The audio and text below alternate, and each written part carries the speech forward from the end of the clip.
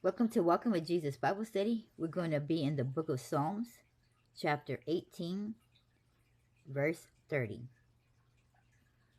As for God, his ways is perfect. The word of the Lord is tried, and he is a buckler to all those that trust in him. And I'm going to repeat that. As for God, his ways is perfect. The word of the Lord is tried. He is a buckler to all those that trust in him. It is very easy for us to say that God is perfect and that all that he does is perfect. His ways, his words, everything is just perfection when it comes to God. But what does God's perfection actually mean for us? Because we are not perfect. It means that we can take a refuge in his word and that we can trust in his ways because his perfection shows us like nothing else. Because God alone is unable to fail, that we will not fail through him. Or we stumble, we fall, but we truly never fail. And see, that is part of the one of the lies or deceitfulness that the devil likes to whisper into our ears, that when we're walking on this journey with Christ, and that when we make mistakes, he likes to tell us that we're failing. You're failing God. You're disappointing God. Look at you. He's laying in the guilt. He's laying on the shame. We've got to remember, God takes away our shame. God takes away our guilt. So we don't need to be listening to those thoughts that's circulating through our mind, because that is just one of the ways the devil is keeping us trapped where we're at, so we can't move on and move forward on our walk and our journey. He wants us to be stuck like quicksand, staying in the same spot, and then slowly start sinking and sinking and sinking. We've got to ignore these thoughts. In fact, when we're on any journey, no matter what we're going through, that God takes us to learn this and to learn that, because he takes us and we learn so much about ourselves that when we overcome something or we've already learned that, we immediately go to something else because he is working on us. So a lot of times as children of God, we feel like it's all the same one, and that we're never getting anywhere, that we're never gaining foot, so that we're just being stuck. But that is just the veil that's over us, that the enemy has placed to make us think that we're not doing anything, that we're staying stagnant, but we're really not. God is correcting everything. And we've overcome a lot of things that we just don't even realize that he has fixed of us, because the devil likes to keep you thinking, oh, see, you ain't gone nowhere. God's still doing this. He's still doing that. So you ain't learned nothing. And the truth of it is, you have learned that specific thing, and now you have moved on to something else. But because you're still in that same types of feeling that you get when you're being corrected, you feel that you have not gone anywhere. But that is the trick.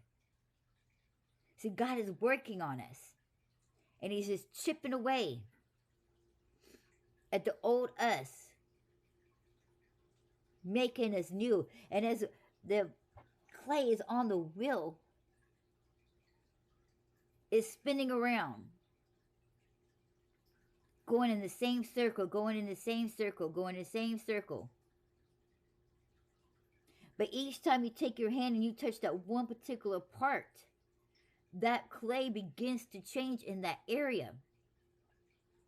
But it never stays in the same spot, because if you do, it will destroy what you're making in that part of the clay. Will either fall off, crumble, fly off, So even though it's going in the same circular motion, he is moving his hands up the entire clay so that equally throughout the whole part of the clay, even though it's going around the same circle, each part is being corrected and fixed in the same type of motion.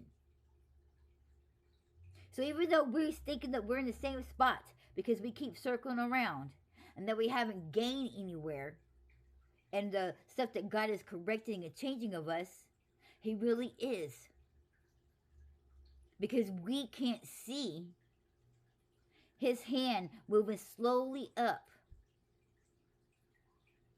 all the way up to the top, where He's touching and correcting each little part as He moves His hands up. But to us, all we can feel is that we're in the same situation going around the same thing.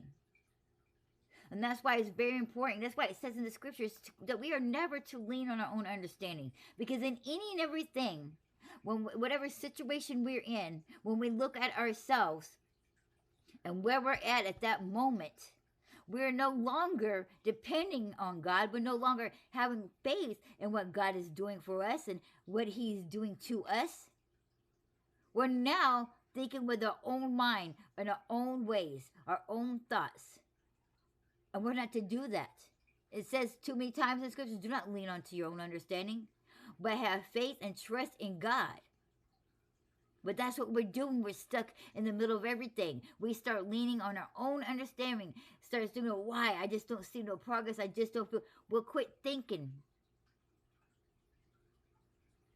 Let it go. It says you're not to stress. You're not to worry. So why do we begin to allow our thoughts, our way of thinking, block our trust and our faith in what God is doing to us in that particular time and moment? We got to learn to let go and let God. You know, if you're just one of those persons who forget and go through a lot of things and start stressing, then maybe you need to get a piece of paper and just write it down and just put let go and let God.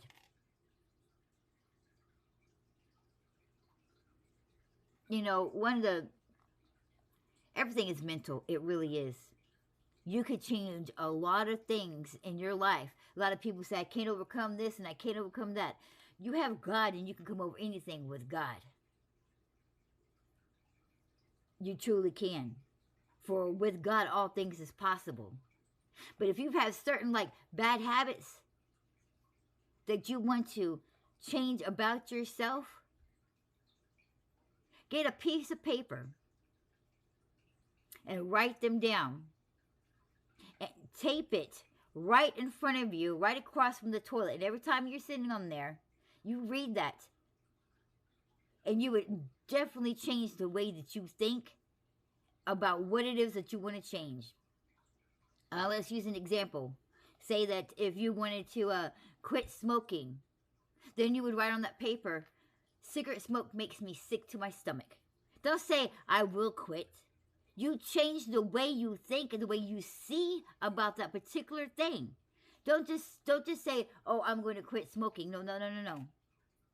You change your perspective of the things that you want to change, so no longer that you feel the same way about it. You don't want to just say, I'm going to overcome it, because then the doubt and the fear is going to get to you. So you change your perspective on that specific thing. You're going to read it every day, and then you see, and then your mind's going to be tricked. You're going to trick your mind into thinking, man, I hate cigarette smokes. It makes me sick to my stomach. That eventually, you're not even, when you look at it, you're like, oh, that makes me sick to my stomach. You can do that. And also, seek God. Because He can heal you from anything. He could take away anything. Any kind of addiction. You got to put your trust and your faith in Him. Some He does it gradually. Some He does just like that. But you're not supposed to compare yourself to other people and how God has healed them, because He has a plan for each of us. And yet, we may not understand His plan, but we